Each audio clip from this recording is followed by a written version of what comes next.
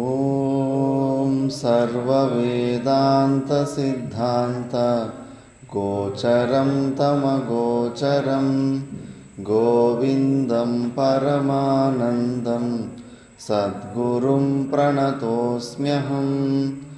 ఓం శాంతి శాంతి శాంతి.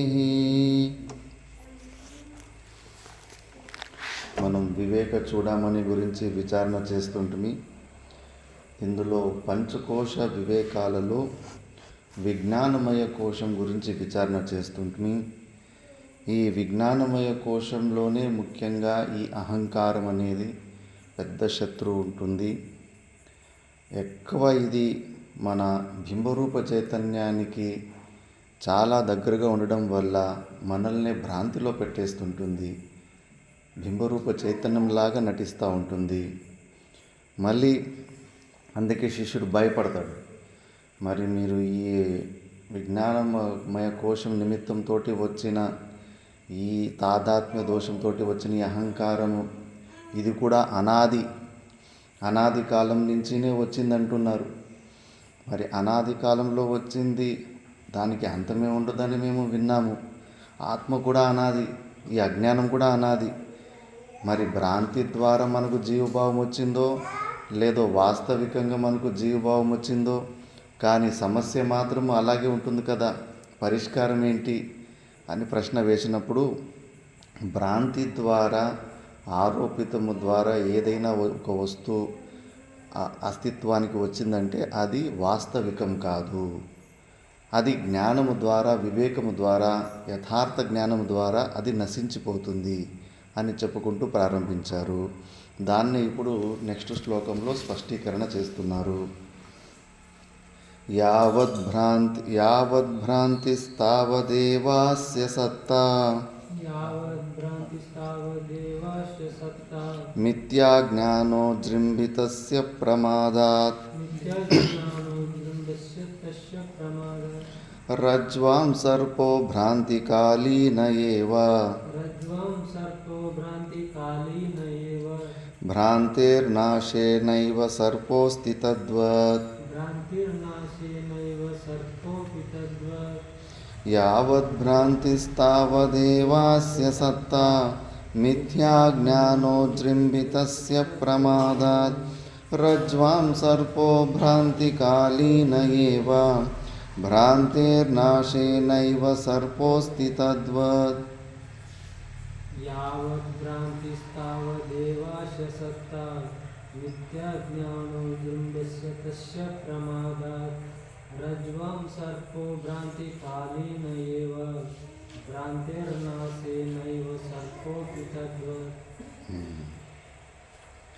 యావద్భ్రాంతి తావదేవ అస్య సత్తా. ఎప్పటి వరకు మనకు మోహం ఉంటుందో, అజ్ఞానం ఉంటుందో, అప్పుడు వరకునే ఆ భ్రాంతి నిమిత్తంతో వచ్చే వస్తువుకు ప్రతీతి ఉంటుంది. మిథ్యాజ్ఞానో జృంభితస్య ప్రమాదాత్. ప్రమాదం ద్వారా, ప్రమాదం అంటే నాట్ బీయింగ్ అలర్ట్. మనం అలర్ట్గా లేనప్పుడు ఏదైతే జరుగుతుంటుందో, పరిణామాలు కనిపిస్తుంటే దాన్ని ప్రమాదం ద్వారా ప్రమాదం అని అంటారు. అంటే సరిగ్గా యథార్థ జ్ఞానాన్ని చేయకుండా ఒక ప్రకారంగా నెగ్లిజెన్స్ చేసినప్పుడు ఒక వస్తువు ఒకలాగుంటే ఇంకోలాగా కనిపిస్తూ ఉంటుంది. రజ్వాం దృష్టాంతం ద్వారా చెప్తున్నారు. రజ్వాం సర్పో భ్రాంతి కాలీన ఏవ. అక్కడ తాడు కింద పడి ఉంది, దానికి పాములాగా కనిపించుకొని హార్ట్ అటాక్ తెచ్చుకొని హాస్పిటల్లో అడ్మిట్ అయితే అది నీ సమస్య అంతే. అది ఆ జ్ఞానం ఉన్నంతసేపే. మళ్ళా దూరం నుంచి కొద్దిగా రాయితో వేసి పొడుగుటి కట్టుతోటి ఎట్లా టచ్ చేసి చూసిన తర్వాత ఎప్పుడైతే అది పాము కాదు తాడని తెలిసిపోతుందో అప్పుడు భ్రాంతేర్నాశే నాయేవ సర్పోస్తి తద్వత్. అక్కడ భ్రాంతి నాశం అయిపోయిందంటే కనుక మళ్ళీ పాము మనకు కనిపించదు. అలాగే ఈ జీవభావము భ్రాంతి ద్వారా కల్పితమైన వస్తువు అంతే. మనం ఈ జీవభావం వాస్తవికమని అనుకుంటున్నాము. జీవభావము వాస్తవికము కాదు, కల్పితమే అనుకుంటూ మనం పుట్టామని అనుకుంటున్నాము. పుట్టిన అనుభవం లేదు, సచ్చిన అనుభవం లేదు అనుకుంటూ అలాగే జీవుడిలాగానే వ్యవహారం చేసుకుంటున్నాము, కేవలం అనుకుంటున్నాం అంతే, వాస్తవికంగా యథార్థంగా విచారణ చేయకుండా. కాబట్టి ఇది భ్రాంతి పోయిందంటే, మోహం పోయిందంటే ఇది అసలు వస్తువు ఉండనే ఉండదు. మరి అనాది కదా, అనాది ఉంటే నాశనం ఎట్లయితుంది? మన సచ్చిదానంద స్వరూపుడైన ఆత్మ కూడా అనాది అని ప్రశ్న వేస్తాడు. అనాది అయినంత మాత్రానికి నాశనం కాదు అని. మాయా కూడా అనాదినే. ఎప్పటి నుంచి మాయ ఉందంటే అది కూడా అనాదినే. ఎప్పటి వరకు పరమాత్మ అప్పటిదాకా ఉంది మరి అనాది అయినంత మాత్రాన భయపడాల్సిన అవసరం లేదని నెక్స్ట్ శ్లోకాల్లో చెబుతున్నారు. అనాదిత్వమవిద్యాయాః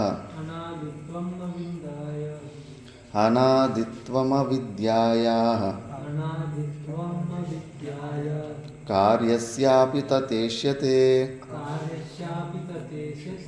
ఉత్పన్నాయాం తు విద్యాయాం ఆవిద్యకమనాద్యపి ప్రబోధే స్వప్నవత్ సర్వం సహమూలం వినశ్యతి అనాద్యపీదం నో నిత్యం ప్రాగభావ ఇవ స్ఫుటం అనాదేరపి విద్వంసః. నెక్స్ట్ లైన్ అడుగుతుంది. అనాదేరపి విద్వంసః ప్రాగభావస్య వీక్షితః. ಇಲ್ಲಿ ತನಕ ನೋಡಿ.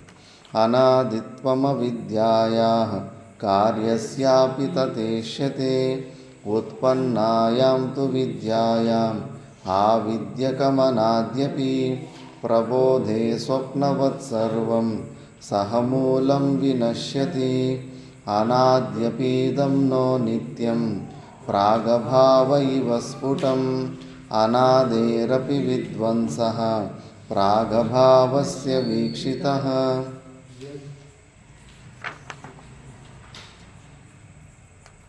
అనాదిత్వమవిద్యాయాః కార్యస్యాపి తతేష్యతే ఉత్పన్నాయాం తు విద్యాయాం ఆవిద్యకమనాద్యపి ప్రబోధే స్వప్నవత్ సర్వం సహమూలం వినశ్యతి అనాద్యపీదం నో నిత్యం ప్రాగ్భావ ఇవ స్ఫుటం అనాదేరపి విద్వంసః ప్రాగభావస్య వీక్షితః.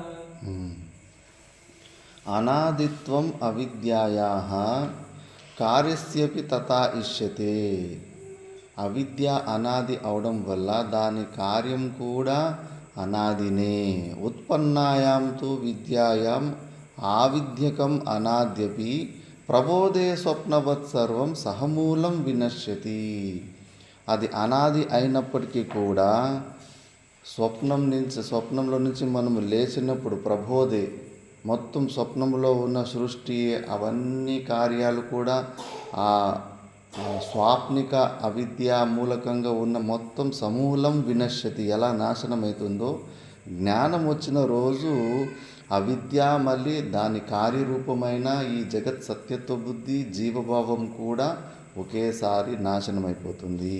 కాబట్టి అది అనాది అయినప్పటికీ కూడా అయ్యో దాది ఎప్పటికీ అలాగే ఉండిపోతుందని భయపడాల్సిన అవసరం లేదు. జ్ఞానం ఉత్పన్నమైన సమయంలో అది అవిద్య మళ్ళీ దాని కార్యం రెండు ఒకేసారిగా అవి సహమూలం వినశ్యతి. అనాద్యపి ఇదం నో నిత్యం. అనాది అయినప్పటికీ కూడా ఇది నిత్యమైన వస్తువు కాదు. ఇప్పుడు ప్రాగభావ ఇవ స్ఫుటం అని. ప్రాగభావం అంటే ఇప్పుడు ఏ వస్తువు అన్నా మీరు చెప్పండి, దానికి ఏదో ఒక సమయము అది లేని సమయం ఒకటి ఉంటుంది. ఇప్పుడు కుండ ఉంది, ఈ మైక్ ఉంది. ఈ మైక్ ఎప్పుడు ఒక 10 సంవత్సరాల ముందు తయారు చేసింటారు. తయారు చేయకముందు దీని అభావం ఉంది కదా. దీని అభావం అంటే లేనితనం, మైకు లేనితనం. ఇది లేకుండా ఉండే 10 సంవత్సరాలు లేదా 100 సంవత్సరాల ముందు ఈ మైక్ లేదు కదా. ఎలక్ట్రిక్ సిటీ లేదు, ఏమీ లేదు, టెక్నాలజీనే లేదు. అంటే అప్పుడు దీని అభావం ఉండే, లేనితనం ఉండే. దాన్నే ప్రాగ్ అంటే ఫస్ట్ ప్రాగ్ అభావం అంటారు. కానీ మన ఆత్మస్వరూపంలో ఎప్పుడు లేనితనం లేనే లేదు. ఎప్పటికీ ఉన్నాం మనం. నేను లేను అనే అనుభవం మనకు ఒక్క నిమిషం కూడా లేదు. మృత్యులో అనవసరంగా భయపడుతూ ఉంటాం, నేను లేకుండా అయిపోతాను అని చెప్పేసి. ఆ ఆత్మస్వరూపంలో, పరమాత్మ స్వరూపంలో ప్రాగభావం లేదు. అందుకే ఆ ప్రాగభావానికి అది ధ్వంసం కాదు. ప్రాగభావం అనేదే లేదు కాబట్టి మన ఆత్మస్వరూపానికి ఇంకా అది దాని ధ్వంసం చేసే మాటే రాదు. మరి ఇప్పుడు ఈ అనాది కూడా దానికి అది కూడా ప్రాగభావం. దానికి కూడా ఇది స్టార్టింగ్ నుంచి ఉంది. ఇది ఎప్పటి వరకు ఆత్మ ఉంది అప్పటి నుంచి ఉంది ఇది అజ్ఞానం కూడా. అది అనాది అయినప్పటికీ కూడా అనాదేరపి విధ్వంస, ప్రాగభావస్య విధ్వంస వీక్షిత. అది అనాది కాలం అయినప్పటికీ కూడా దాని విధ్వంసం జరిగింది. దానికి కూడా లేకుండా ఉండే, అజ్ఞానానికి కూడా ప్రాగభావం లేకుండా ఉండే. ప్రాగభావం లేకి అంటే అది జీవభావం ఉన్నట్టుండే, కానీ ఆ జీవభావము జ్ఞానం వచ్చిన తర్వాత విధ్వంసం అయిపోతుంది. విధ్వంసం అయిపోయింది కాబట్టి అది నిత్యమైన వస్తువు కాదు. అందుకే మాయా పరమాత్మ రెండు అనాది అయినప్పటికీ కూడా మాయకు అంతముంది. అనాది అయినప్పటికీ కూడా అది శాంతం అంటే అంతరించిపోతుంది. కానీ పరమాత్మ స్వరూపుడు అనాది అనంతం, ఆది లేదు అంతం లేదు. అదే శివలింగ రూపంలో ప్రతీకంలో మనకు మహర్షులు వాళ్ళంతా చూపించే ప్రయత్నం చేశారు. శివలింగ రూపంలో మీరు తమిళనాడులో అక్కడ దేవస్థానాలకు పోతే గర్భగుడి వెనకాలనే ఈ శివలింగ స్టోరీ ఉంటుంది. విష్ణువును బ్రహ్మదేవుడు గొడవ పడుతూ ఉంటారు, నేను గొప్ప అని. అప్పుడు మధ్యలో ఒక శివలింగం ఉద్భవం అవుతూ ఉంటుంది. ఆ ఉద్భవం అయిపోయి ఎవరైతే ఈ శివలింగం పైన కొన చూసుకొస్తారో లేదా కింద మూలం చూసుకొస్తారో, అది సాయంత్రం లోపల ఏమో టైం పెట్టింటారు, ఆ లోపల చూసుకొస్తారో వాళ్ళే గొప్ప అని ఆకాశవాణి చెబుతుంది. పైన బ్రహ్మ పోతాడు, కింద విష్ణు పోతాడు. ఇంకా విష్ణు వరాహ రూపం ఎత్తి లోపల తవ్వుకుంటూ పోతాడు, ఎక్కడుందో దీని మూలమని దొరకదు. వాపస్ వచ్చేసి నాకు దొరకలేదని నిజం చెప్తాడు. బ్రహ్మదేవుడు పైన పోతూ ఉంటాడు, ఎంతైనా దొరకలేదు. ఆ పైన నుంచి ఈ కేవడ మగ్గల రేకులు అంటారు, ఆ పువ్వు దేవత, మళ్ళీ ఒక బిందు వస్తూ ఉంటుంది, మళ్ళీ ఆవు కూడా వస్తూ ఉంటుంది. వాళ్ళు పైన కొన చూడాలని పోయింటారు. ఎప్పుడో కల్పం ఆదిలో పైన వాళ్ళు కూడా చూడలేకపోయి ఉంటారు. తిరిగి వస్తూ ఉంటే కన్నా బ్రహ్మదేవుడు అడుగుతాడు, పైన ఇంకా ఎంత ఉందంటే, ఎంత ఉందో మాకు తెలియదు, మేము కూడా చూడాలని పోతే మీకు కాలేదు, వాపసు వచ్చేస్తున్నాము అని. సరే మీరు కిందకి పోయేటప్పుడు నాకు దొంగ సాక్షులు చెప్పాలంట. భయపడతారు, మీరు చెప్పకపోతే మిమ్మల్ని భస్మ చేస్తానంటాడు. ఇంక భయపడి సరే అని దొంగ సాక్షి చెప్తారు కిందకు వచ్చేసి. ఆవు ముఖం ద్వారా అవును అని చెప్పేసి తోక ద్వారా కాదు అని చెప్పి ఉంటుంది. అందుకే ఆవుకి ముఖం ఫ్రంట్ పక్క పూజ చేయరు, వెనక పక్కనే పూజ చేస్తారు. మళ్ళీ అప్పుడు ఆ శివలింగము ఇది ఆకాశవాణి రూపంలో వచ్చేసి ఇంకా బ్రహ్మదేవుని తిట్టేసి అప్పుడు ఆ స్టోరీ అంతా ఉంటుంది. అది శివరాత్రి రోజు జరిగిందని కొన్ని పురాణాలు చెబుతుంటాయి. అది ఏంటి అంటే భగవంతునికి ఆది లేదు అంతం లేదు అని ఒక ప్రతీకం. శివలింగం అంటే ప్రతీకం, స్త్రీలింగం అంటే స్త్రీకి ప్రతీకము, పుల్లింగం అంటే పురుషునికి ప్రతీకం అని సింబల్. అది శివుడికి ప్రతీకం అంటే శివునికి రిప్రజెంటేటివ్గా ఉంది అని. ఆ శివలింగాన్ని చూస్తే పరమాత్ముడు ఆది అంతం లేని పరమాత్ముడు, నిత్య స్వరూపుడు, సర్వవ్యాపకుడు అని ఇంతటి జ్ఞానం ఆ శివలింగాన్ని చూస్తేనే మనకు రావాలి అని అలా శివలింగ రూపంలో మనకు ప్రకటమయ్యాడు. కాబట్టి ఆత్మకు ఆది ఉండదు, అంతం ఉండదు. కానీ మాయకు అనాది అయినప్పటికీ కూడా దానికి అంతం ఉంటుంది. ఇలా కాబట్టి నువ్వు అనాదే కదా, ఇది జీవభావము, అది ఎప్పటికీ ఉండిపోతుందని నువ్వు భయపడాల్సిన అవసరం లేదు శిష్యుడా అని ఇంకా కొన్ని శ్లోకాల ద్వారా చెబుతున్నారు. యద్బుద్ధ్యుపాధి సంబంధాత్ పరికల్పితమాత్మని జీవత్వం న తతోన్యత్తు జీవత్వం నతోన్యత్తు స్వరూపేణ విలక్షణం స్వరూపేణ విలక్షణః యద్బుద్ధ్యుపాధి సంబంధాత్ పరికల్పితమాత్మని జీవత్వం న తతోన్యత్తు స్వరూపేణ విలక్షణం. యద్బుద్ధ్యుపాధి సంబంధాత్ పరికల్పితమాత్మని జీవత్వం తతోన్యత్తు స్వరూపేణ విలక్షణం. యద్ బుద్ధ్యాది ఉపాధి సంబత్త, బుద్ధి అనే ఉపాధి అంటే నిన్నే చెప్పాము. దేని నిమిత్తం వల్ల ఒక వస్తువు దాని రూపంలాగా కనిపించకుండా భిన్నంగా కనిపిస్తుంటుంది. సూర్యకిరణాల నిమిత్తంగా ఎడారిలో ఇసుక నీళ్ళలాగా కనిపిస్తూ ఉంటుంది. అందుకే సూర్యకిరణాలు అక్కడ ఉపాధి రూపం. దాని నిమిత్తంగానే ఇసుక నీళ్ళలాగా కనిపిస్తూ ఉంటుంది. ఆ ఉపాధి ఉన్నంతసేపు అది నీళ్ళలాగానే కనిపిస్తూ ఉంటుంది.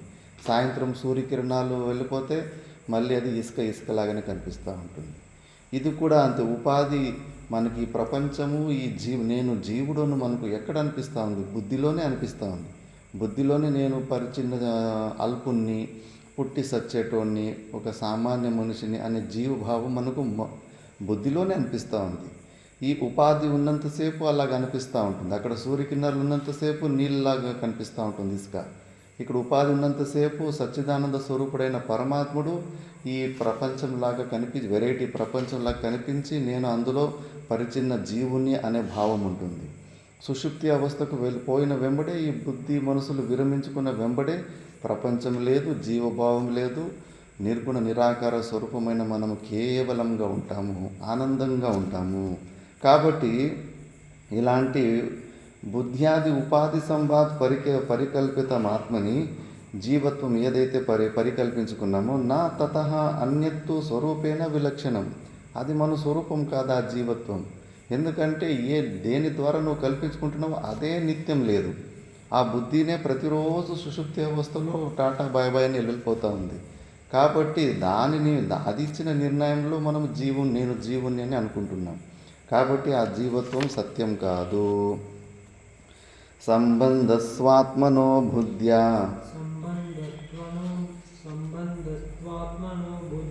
మిథ్యాజ్ఞాన పురస్సరః వినివృత్తిర్భవేత్ తస్య సమ్యజ్ఞానేన నాన్యతా బ్రహ్మాత్మైకత్వ విజ్ఞానం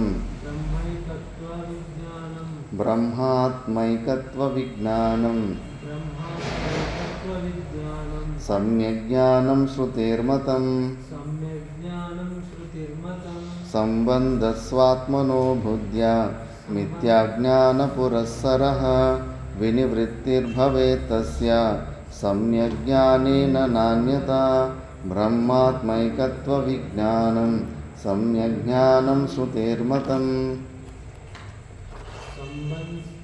సంబంధస్వాత్మనో బుద్ధ్యా మిథ్యాజ్ఞాన పురస్సరః వినివృత్తిర్భవేత్ తస్య సమ్యజ్ఞానేన నాన్యతా బ్రహ్మాత్మైకత్వ విజ్ఞానం సమ్యజ్ఞానం శృతిర్మతం.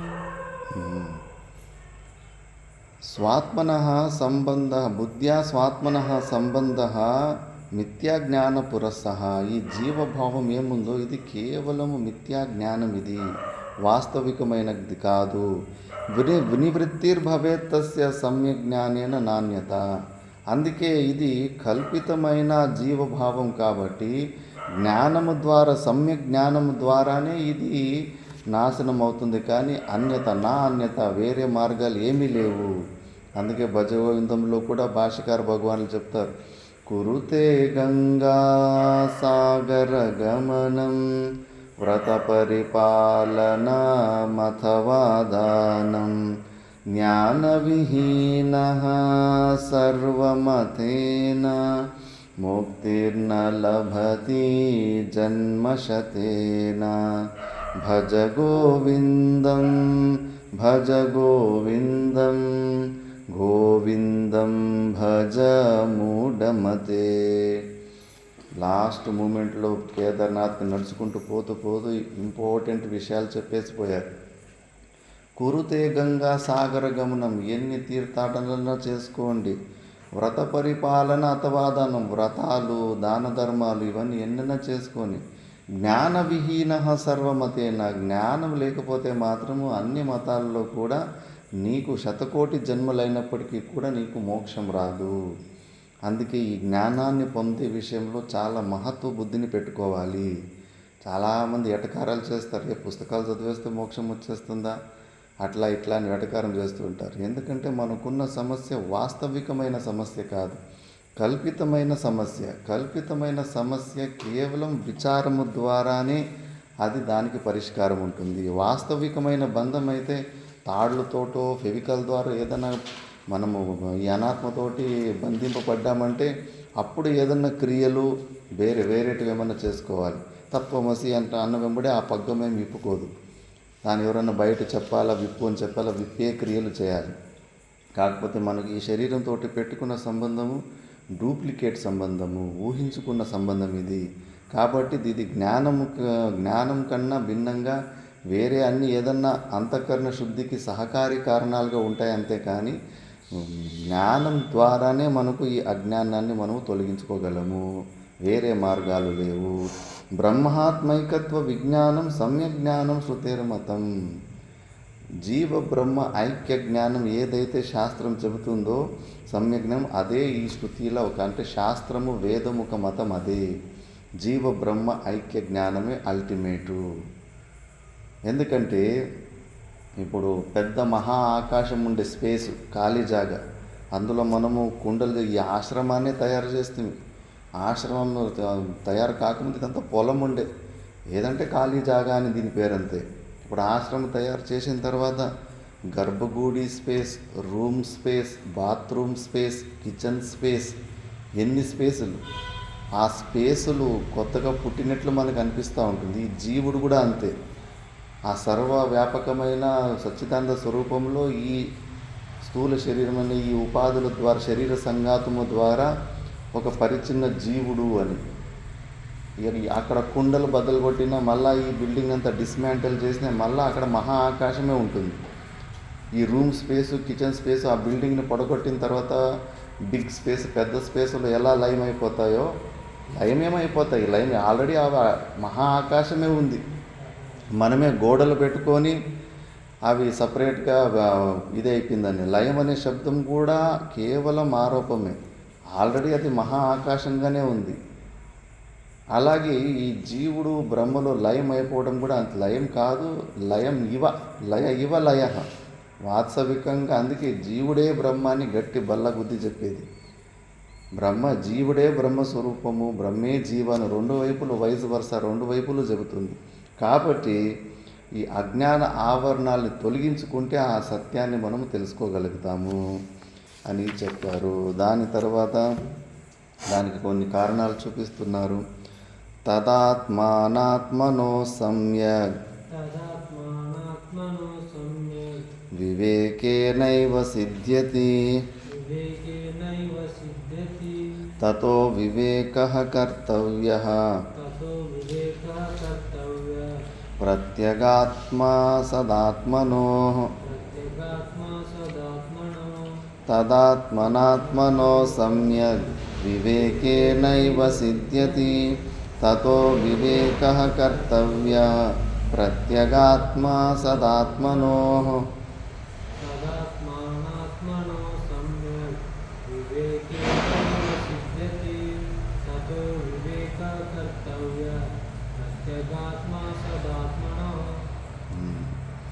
అందుకే లోపల మనకు బియ్యంలో రాళ్ళు మిక్స్గా ఉన్నప్పుడు దాన్ని తీసి పక్కన చేసి అక్కడ వివేకం మంచిగా చేస్తాం.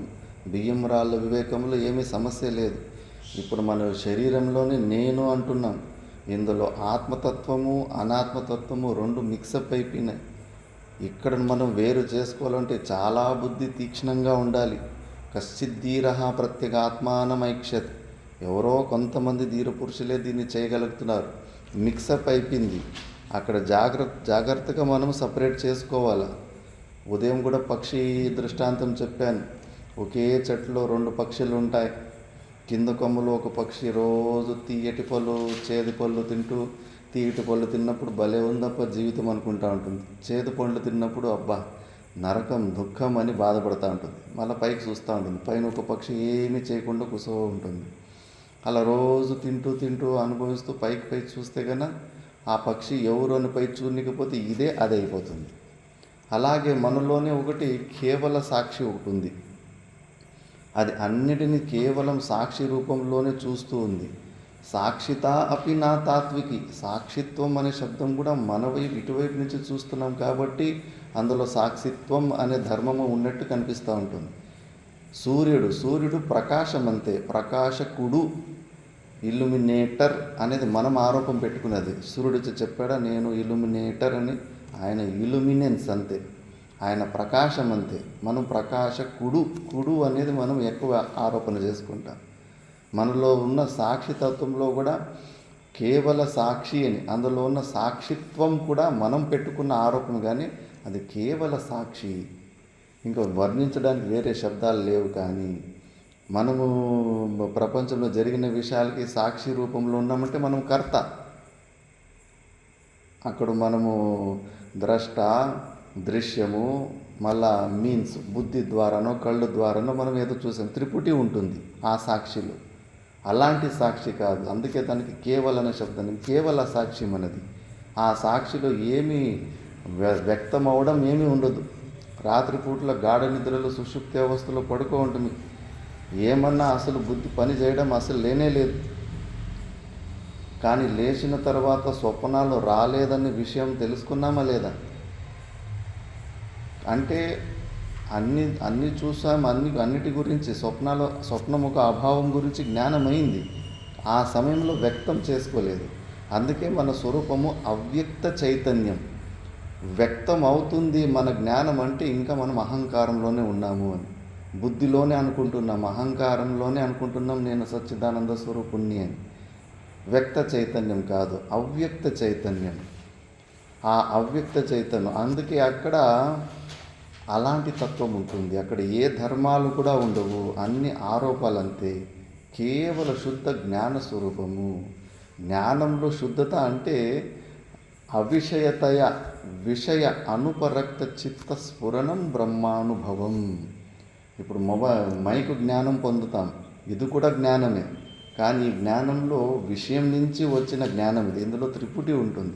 కానీ మన ఆత్మస్వరూపం ఎలాంటిదంటే అందులో మూడు ఉండవు, కేవలం శుద్ధ జ్ఞానం అంతే. అది వైషయిక విషయాలకు వైషయిక జ్ఞానం కాదు.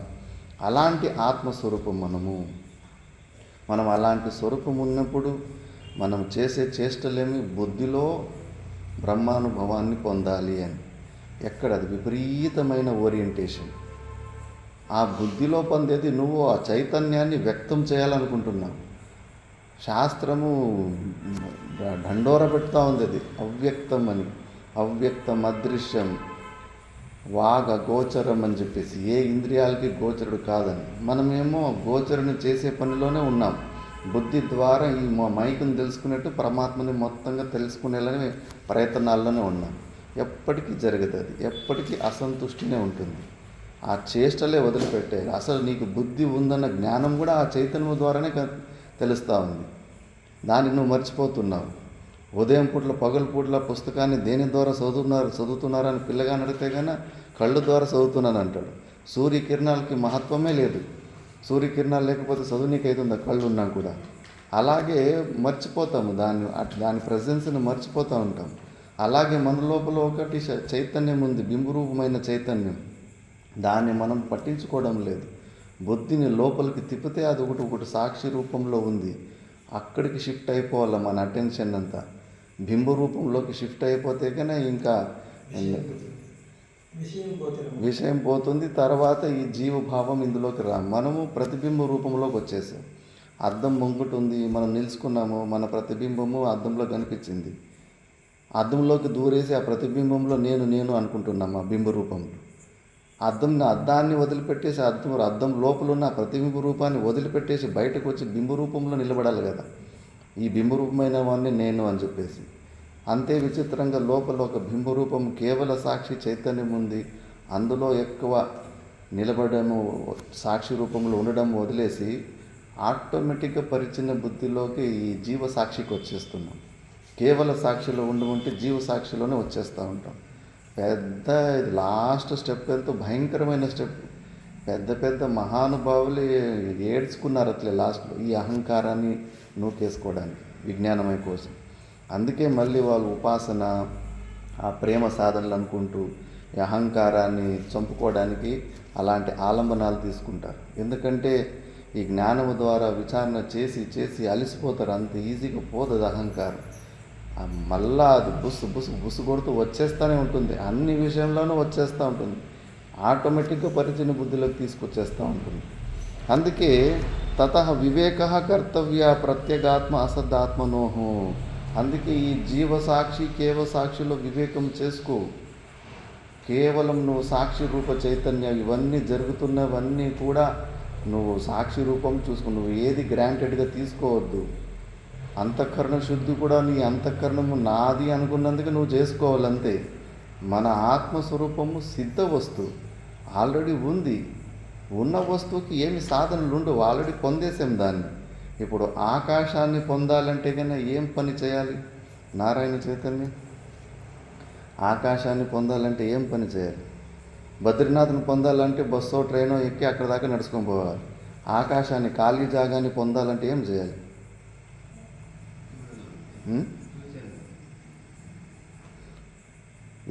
ఏం సాధన?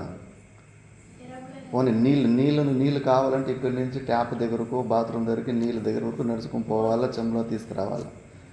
గాలి కావాలంటే గాలి ఎక్కడ వీస్తూ ఉంటుందో అక్కడ పోవాలి. ఆకాశాన్ని పొందాలంటే ఏమి సాధన? పైన కనిపించేది కాదు ఆకాశము, మేఘాలు, అది ఇది. ఆకాశం అంటే ఖాళీ జాగా, స్పేస్ని ఆకాశం అంటారు.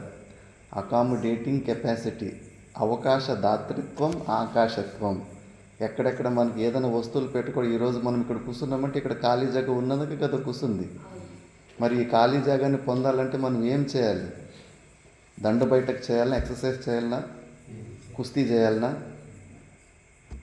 ఏం సాధనలు ఉంటాయి? ఏమీ లేదు, ఆల్రెడీ పొందే ఉన్నాం. సిద్ధ వస్తువు అది. ఆకాశాన్ని ఆల్రెడీ మనం పొందే ఉన్నాం, ఖాళీ జాగాని.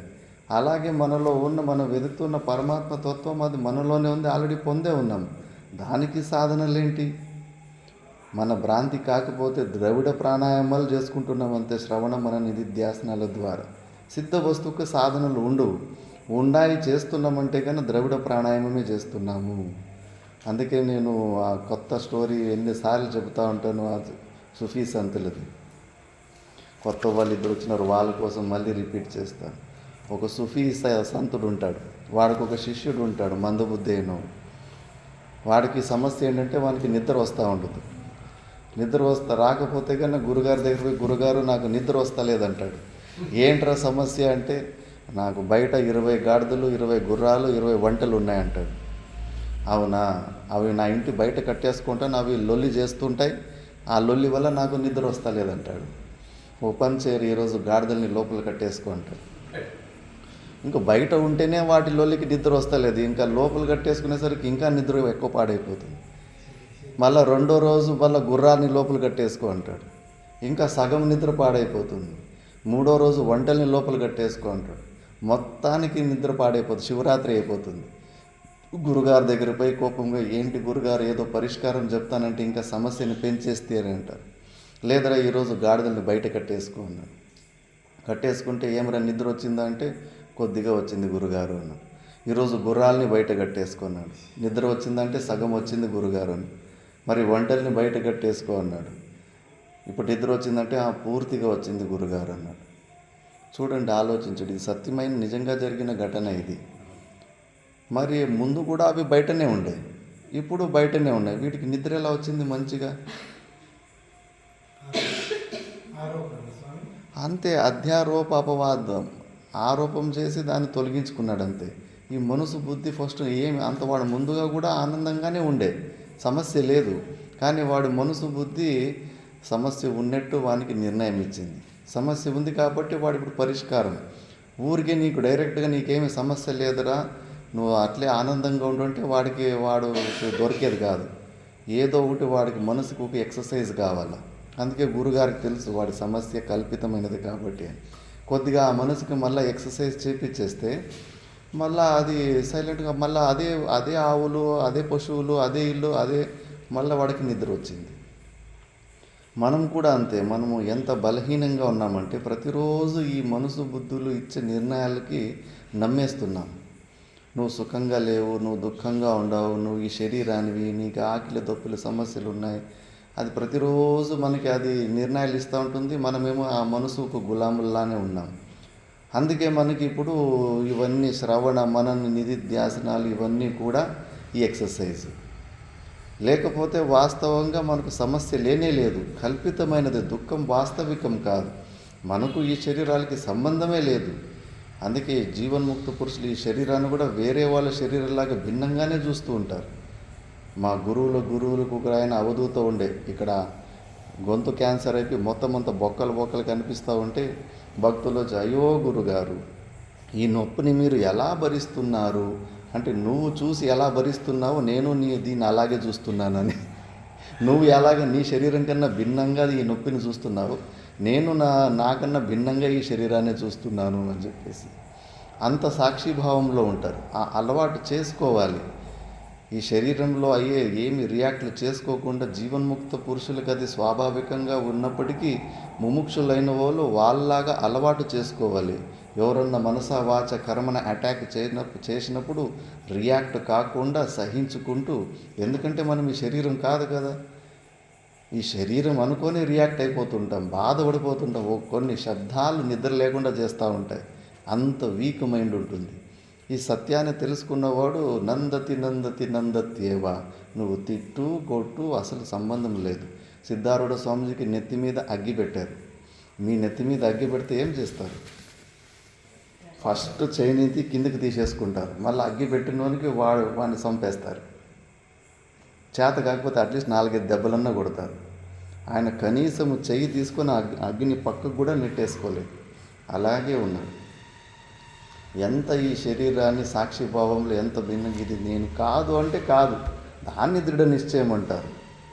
కొద్దిగా ఇన్ఫర్మేషన్ తెలుసుకొని మళ్ళా ఉదయం నుంచి సాయంత్రం వరకు జీవుడిలాగానే నటిస్తూ ఉంటే దాది కాదు దృఢమైన జ్ఞానం. అలాంటి సిద్ధులకి, అలాంటి వాళ్ళు నిర్వికల్ప సమాధి స్థితి, అవిచార సమాధికి కూర్చోగలుగుతారు. ఎందుకంటే వాళ్ళకు దృఢంగా తెలుసు, అశనాపిపాశరహిత, నాకు ఆకలి దప్పులు లేవు అన్నది దృఢంగా తెలిసి ఉంటుంది.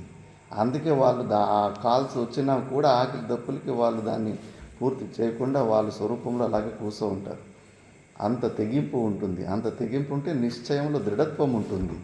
కాబట్టి ఇది ఈ లోపలే అది మన బింబరూప చైతన్యము, ఈ జీవసాక్షి, వీటిలో మనం వివేకం చేసి అలవాటు చేసుకోవాలి. అక్కడ ఎప్పుడు మనం ఆ బింబరూప చైతన్యంలోనే ఉన్న కాస్త బుద్ధిని బయటకి అటు ఇటు పరిగెడతా ఉంటుంది. దాని శాస్త్రము ద్వారా, శ్రవణమన నిధిధ్యాసనాల ద్వారా మిథ్యాత్వ నిశ్చయం చేసి లాస్ట్ సింగిల్ థాట్ బ్రహ్మాకార వృత్తి అంటారు. ఒకే బుద్ధి ద్వారా ఉన్న బుద్ధిని మనం కేవలం ఆ సచ్చిదానంద స్వరూపుని తెలుసుకోవడంలో తచ్చింతనం, తత్కథనం, అన్యోన్యం తత్ప్రబోధనం, ఏతదాత్మపరత్వం, బ్రహ్మాభ్యాసం విదుర్బుధ అని చెప్పేసి అది తప్పితే వేరే ఏమీ లేకుండా ఆ ఒక్క లాస్ట్ ప్రయత్నమే, దాన్నే సమ్యక్ దర్శన నిష్ఠ అంటారు, బ్రహ్మాకార వృత్తి అంటారు. ఆఖరి ప్రయత్నం అదే. దాని తర్వాత కొన్ని రోజులు ఆ బ్రహ్మాకార వృత్తి ఉండి ఉప్పు బొమ్మ సముద్రంలోతో తెలుసుకోవడానికి పోయి స్వయంగా సముద్రం ఎలా అయిపోతుందో అలాగే బ్రహ్మాకార వృత్తి కూడా అందులో స్వరూపంలోనే లయమైపోతుంది. అందుకే ఆ వివేకం చేసుకోవాలి. ఇక్కడ దాకా లోపల కనిపించని కేవల సాక్షి జీవసాక్షుల గురించి విచారణ చేసి వేరు చేయడం అంటే బుద్ధి చాలా తీక్ష్ణంగా ఉండాలి. లేకపోతే మనం మాట్లాడుకునే మాటలు ఎవరైనా కొత్తగా వచ్చిన వ్యక్తి ఉంటే వాడికి ఏమీ అర్థం కాదు. ఇవి కొద్దిగా ముందుగా సత్సంగం చేసి విని ఉంటే వాడికి ఇవన్నీ అర్థమవుతాయి. సూక్ష్మ బుద్ధి ఉండాలి, సూక్ష్మదర్శిగా ఉండాలి. తర్వాత తథా అపాకృతే తస్య స్ఫుటభానం సదృష్టాంతమాహ జలమితి, దృష్టాంత రూపంలో చూపిస్తున్నారు. జలం పంకవద స్పష్టం పంకాపాయే జలం స్ఫుటం, జలం పంకవద స్పష్టం పంకాపాయే జలం స్ఫుటం పంకాపాయే జలం స్ఫుటం యథా భాతి తథాత్మాపి యథా భాతి తథాత్మాపి దోషాభావే స్ఫుటప్రభః దోషాభావే స్ఫుటప్రభః జలం పంకవద స్పష్టం పంకాపాయే జలం స్ఫుటం యథా భాతి తథాత్మాపి దోషాభావే స్ఫుటప్రభః జలం వద స్పష్టం పంకాపాయే జలం స్ఫుటం యథా భాతి తథాత్మాపి దోషాభావే స్ఫుటప్రభః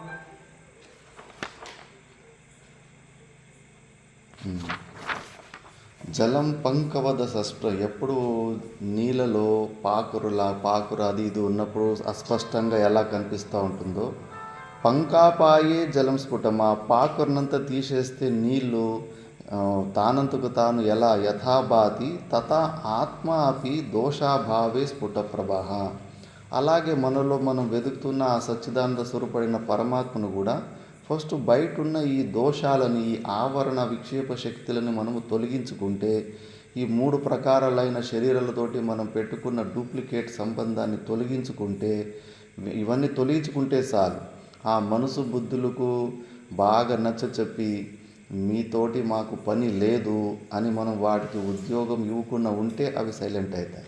నువ్వు జగత్ సత్యత్వ బుద్ధి ఉండి ఇంకా దానికి ప్రాజెక్టులు రోజు ఏదో ఒకటి పని చెప్తా ఉంటే కానీ అవి సైలెంట్గా ఉండవు. ఎందుకంటే దానికి ప్రతిరోజు చెబుతూ ఉండాలి. ప్రతిరోజు గాఢ సుషుప్తిలో మనసు బుద్ధులు విరమించుకున్న తర్వాత ఈ ప్రపంచం లేదు, జీవభావం లేదు, ఏ సమస్య లేదు. సమస్యలంతా ఈ మనసు బుద్ధులు యాక్టివ్గా ఉన్నప్పుడే ఈ ప్రపంచం కనిపిస్తూ ఉంది, ఈ శరీర భావన వస్తూ ఉంది. కాబట్టి ఈ మనసు బుద్ధులకి పదే పదే నీ అవసరం నాకు లేదు, నీ సర్టిఫికేట్ నాకు అవసరం లేదు, నా గురువులు చెప్పారు, శాస్త్రం చెప్తుంది, నేను 3 కాలాల్లో ఎప్పుడూ బంధనంలోకి రాలేదు, ఎప్పుడు నిత్య ముక్త స్వభావ స్వరూపుణ్ణి నేను. ఇన్ని రోజులు నా చెవులో పువ్వు పెట్టారు మీరు, మీ సమస్యలు ఈ పాంచభౌతికమైన శరీరానికి ఉన్న సమస్యలన్నీ నా సమస్యలని నా చెవులో పువ్వు పెట్టారు. ఇంకా నేను మీ మాట వినను, మీ అవసరం నాకు లేదు అని రోజు చెబుతూ ఉంటే అప్పుడు అవి సైలెంట్గా అవుతాయి. దానికి ఏమి పని లేకుండా చేయాలి. బయట కొద్దిగా ఆసక్తి ఉందనుకోండి మళ్ళా పట్టేస్తుంది. చెప్పాను కదా, ఒక ముసలామ మంచి జ్ఞానులు ఇక్కడంతా కసు ఊడ్చేవాళ్ళు కూడా జ్ఞానులు ఉన్నారని బసవన్న సమయంలో అంటే కానీ ఒక విద్వానుడు పరీక్ష పెట్టాలని చెప్పేసి బంగారు నాణ్యాలు వేస్తాడు. చూద్దాము మరి నిజంగానే మిథ్యాత్వ దర్శనం ఏమో పర్ఫెక్ట్గా ఉందా అని. ఆమె నిజంగానే బంగారు నాణ్యాలను కూడా తీసి డస్ట్బిన్లోకి తోసేసేస్తుంది. మనకు ఈ ప్రపంచంలో ఉన్న వస్తువులని అంతటి మిథ్యాత్వ దర్శనం అయిందా చెక్ చేసుకోవాలి. మనము డబ్బులు కింద పడితే దానికోసం ఊడిసి డస్ట్బిన్లో వేయగలమా? మరి ఇక్కడే ఎక్సర్సైజ్ బేసిక్ స్టెప్లోనే ఇరుక్కుపోతుంటాం. జగత్తు మన శరీరంకు భిన్నంగా ఉన్న వస్తువులోనే విలువ పోలేదు. ఆ వాల్యూస్ ఎప్పటి వరకు పోవో మనకు ఊరికే లేనట్టుగా ఈ జగత్తుని మిథ్యాత్వం దర్శనం అయినట్టుగా భ్రాంతి కలుగుతూ ఉంటుంది. ప్రాక్టికల్గా చెక్ చేసుకోవాలి. ప్రాక్టికల్గా ఏదన్నా వస్తువు నీ నుంచి దూరమైనప్పుడు నువ్వు ఎట్లా రియాక్ట్ అవుతున్నావు, న్యూట్రల్గా ఉన్నావా, ప్రాణం పోయినట్టు అనిపిస్తూ ఉందా నీకు అని. అప్పుడు తెలుస్తుంది మనకు ఎంత మిథ్యాత్వ దర్శనం చేసుకున్నాం. నిజంగానే ఇది భ్రాంతి రూపంలో కనిపించే వస్తువు అని నీకు నిర్ణయం ఉంటే అలాంటి వస్తువు గురించి అది ఉన్న సంయోగమైన వియోగమైన నీలో నువ్వు నార్మల్గానే ఉండాలి. లేదు ఒక వస్తువు నా నుంచి దూరమైనప్పుడు నేను తట్టుకోలేకపోతున్నానంటే కన్నా అప్పుడు ఇంకా మిథ్యాత్వ దర్శనము ఇన్ఫర్మేషన్ రూపంలో ఉంది, ప్రాక్టికల్గా లేదు, మనకు తెలీదు. అందుకే సన్యాస ధర్మంలో ఇవన్నీ వదిలిపెట్టి నేర్పిస్తారు. కేవలం సన్యాసం రోజు మొత్తమంతా మా కర్మక పిండ ప్రదానాలు చేపించేసి దిగంబరంగానే ఉత్తర దిశకు నడుచుకొని పంపిస్తారు. ఇంకా తర్వాత ఎవరిన శ్రవణమన నిధిధ్యాసనాలు చేసి ఉంటారు. కాబట్టి ఇప్పుడు అప్పటి కాలంలో అయితే ముందుగానే శ్రవణమన నిధిధ్యాసనాలు చేసుకొని ఇంకా అలాగే ఉత్తర దిశ వైపు నడుచుకుంటూ వెళ్ళిపోయేవారు దిగంబరంగానే. మళ్ళీ ఒకవేళ లేదు ఇంకా నేను శ్రవణమన నిధిధ్యాసనాలు చేసుకోవాలన్నప్పుడు గురుగారు 10 అడుగులు ముందేసిన తర్వాత, ఏ శిష్యుడా నువ్వు శ్రవణమన నిధిధ్యాసనాలు చేయాలని చెప్పింటివి, ఒకవేళ నీకు లజ్జా లజ్జా సంరక్షణ కోసం ఏదో కావాలంటే కానీ ఈ కౌపీనాన్ని ధరించు అని ఒక కౌపీనం ఇచ్చేసి ఇంకా శ్రవణమని నిధిధ్యాసనాలకి చేసుకో అంటారు. అలా లేకపోతే కన్నా ఏమి ఒక్క వస్తువుని మీద ఉంచనీరు. అన్నీ వదిలిపెట్టిన తర్వాత అప్పుడు నిజంగా మనకు ఏ వస్తువుల మీద మోహం లేకుండా అప్పుడు ఉండగలిగితే కన్నా ఒప్పుకోవచ్చు. వేమన యోగిలాగా చోటా మహారాజ్ అని రిషికేశ్ కైలాసాశ్రంలో ఒక మహానుభావుడు ఉంటాడు. ఆయన ఒకరోజు గంగా నదిలో స్నానానికి వెళ్తే పైన ఒక మెట్టు మీద కౌపీనం పెట్టి స్నానం చేసి మునిగి లేచేలోగా వర్షాకాలం టక్కని 3 మెట్లు నీళ్ళు ఎక్కువైపోయేసి కౌపీనం కొట్టుకెళ్ళిపోయింది. కౌపీనం కట్టుకెళ్ళిపోతే ఆయన ఆ రోజు డల్గా ఉన్నాడు రోజంతా. వాళ్ళ గురుగారు ఎప్పుడూ పూర్ణచంద్రుడిలాగా ఆనందంగా ఉండేవాడివి, ఆయన సిద్ధపురుషుడే, మరి ఈ రోజేంట్రా ఇంత డల్గా ఉన్నావు నువ్వు అంటే, లేదు గురుగారు ఉదయం నేను ఇట్లా స్నానం చేయనీకపోతే కౌపీనం కొట్టుకొని వెళ్ళిపోయాను. నీ కౌపీనానికి ఇంత బాధపడుతున్నావు అంటే, లేదు కౌపీనం కోసం బాధపడడం లేదు, ఆ కౌపీనాన్ని ఒక 2 నెలల నుంచి నేను వేసుకుంటున్నాను. 2 నెలల నుంచి ఆ కౌపీనంతో సంగం చేసినందుకే అది కొట్టుకెళ్ళిపోతే నాకు ఒక 10-15 సార్లు గుర్తుకొచ్చింది ఆ విషయం. నాకు తెలియకుండా కౌపీనం మీద అంత మోహం జరిగిపోయింది కదా. అనాది కాలం నుంచి ఈ శరీరాలతోటి నేను పెట్టుకున్న సంబంధం ఎంతటి మోహం ఉండొచ్చు ఈ శరీరం మీద. మనకు అనిపిస్తుంది నాకు మోహం లేదని. అది మన నుంచి దూరమైనప్పుడు దాని గురించి ఎంత ఆలోచనలు వస్తాయో అప్పుడు తెలుస్తుంది. అట్లా మహానుభావులు ఇంత సూక్ష్మంగా విచారణ చేస్తూ ఉంటారు. అందుకే ఆ ఫస్ట్ స్టెప్ అన్నీ వదిలిపెట్టేసి రమ్మంటారు. ఇక్కడ ఎందుకంటే త్యాగేన ఏకే అమృతత్వం అనశుహు అని ఇంకా ఒకే శబ్దంలో అన్నీ చెప్పేశారు. ఏది మనం పట్టుకోవడము పొందడం లేదు, అన్నీ వదులుకోవడము తొలగించుకోవడమే ఉండేది. ఇంకేమన్నా అభ్యాసము ఏదన్నా ప్రయత్నాలు పరిశ్రమము ఏదన్నా ఉందంటే గన ఆవరణాలు తొలగించుకోవడము పట్టుకున్న దాన్ని వదులుకోవడం ఇంత చేసుకుంటే చాలు. మన లోపల ఉన్న సచ్చిదానంద స్వరూపుడు తానంతగా తాను ప్రకాశిస్తాడు. కాబట్టి ఈ పనే చేయాలి. ఇలా మనం వదులుకుంటే ఇవన్నీ వదులుకుంటే అప్పుడు ఈ వివేకం జరుగుతుంది. లోపల ఉన్న నువ్వు కేవల సాక్షి జీవ సాక్షిని రెండిటిని వేరుగా అర్థం చేసుకొని కేవల సాక్షిలోనే ఎప్పుడు ఉండేలాగా అక్కడ నువ్వు సాధన చేసుకోవచ్చు. అందుకే దాని దృష్టాంతం ద్వారా ఎప్పుడైతే ఆ పాకురంతా తీసిన తర్వాత జలం స్పష్టంగా ఎట్లా కనిపిస్తుందో, జలాన్ని మనం ఉత్పన్నం చేయాల్సిన అవసరం లేదు, తయారు చేయాల్సిన అవసరం లేదు. బావులు అక్కడ ఇక్కడ ఆల్రెడీ నీళ్ళు ఉంటాయి, పైన ఉన్న పాకరం తీసేసుకోవాలంతే. ఇక్కడ కూడా అంతే, పరమాత్మని జ్ఞానాన్ని ఉత్పన్నం చేసుకోవాల్సిన అవసరం లేదు. అజ్ఞానాన్ని తొలగించుకొని ఆవరణాలను తొలగించుకుంటే చాలు ఉన్నది తానంతగా తాను ప్రకాశిస్తూ ఉంది. ఇంకా సామర్థ్యం ఉంటే సహజ సమాధి స్థితిలో పాకరు ఉన్నప్పుడు కూడా లోపల జలం ఉంది అని కూడా తెలుసుకోవచ్చు. ఈ మనసు బుద్ధులు ప్రతీతికి ఈ నిమిత్తాలు కూడా బెదిరిపోలు జీవన్ముక్త పురుషులు. కొన్ని రోజులు నిర్వికల్ప సమాధి స్థితిలో ఉన్నా కూడా మళ్ళీ సామాన్య సహజ సమాధి స్థితికి వచ్చినా కూడా, ఇప్పుడు మనం కూడా అంతే, మరుభూముల్లో రోజు సూర్యకిరణాల నిమిత్తంగా ఇసుక నీళ్ళలాగా కనిపిస్తూ ఉంటుంది. అది మన చేత ఏమన్నా ప్రవృత్తి కర్మలు చేపించడానికి సామర్థ్యం ఉంది.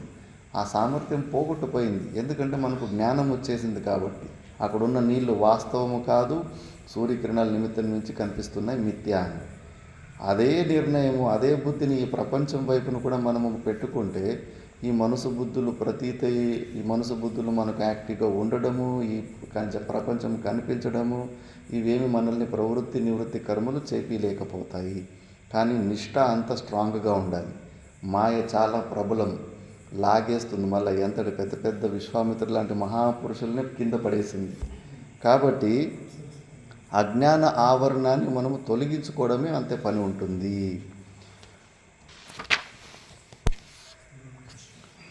అసన్నివృత్తౌ తు సదాత్మనస్ఫుట ప్రతీతిరేతస్య భవేత్ ప్రతీచః తతో నిరాసః కరణీయ ఏవ సదాత్మనః సాద్వహమాదివస్తునః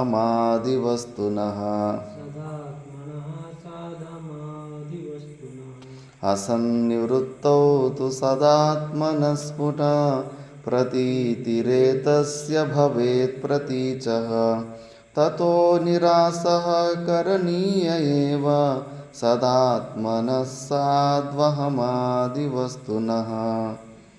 असन्निवृत्तौ तु सदात्मना स्फुटं प्रतीतिरेतस्य भवेत् प्रतीचः ततो निरासः करणीय एव सदात्मना स्वाद्वहमादिवस्तुनः. అసన్నివృత్తౌ తు సదాత్మనః. కేవలం ఈ అసత్ కల్మషాలు ఏదైతే మనలో ఉన్నాయో, ఈ శరీర సంఘాతంలో ఉన్న తాదాత్మ్యము, ముఖ్యంగా ఈ అహంకారాన్ని మనము విజ్ఞాన ఆత్మల రూపంగా ఈ అహంకారాన్ని మనము తొలగించుకోవాల్సిందే. అన్ని అనర్థాలకు మూలం ఈ అహంకారమే.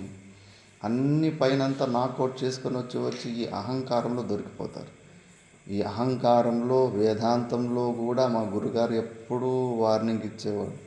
శుష్క వేదాంతిలు అయిపోతారు. అహంకారంలో నేను సచ్చిదానంద స్వరూపుని అనుకుంటూ ఏమీ ప్రయోజనం ఉండదు. ఈ అహంకారాన్ని గమనించండి. మేమేమో లేదు, మేము తెలుసుకున్నాము, మేము శాస్త్రం మాట బాగా అర్థమైంది అని మేము ఏనకేన ప్రకరణ మేము వ్యక్తం చేసి చెప్తుంటాం.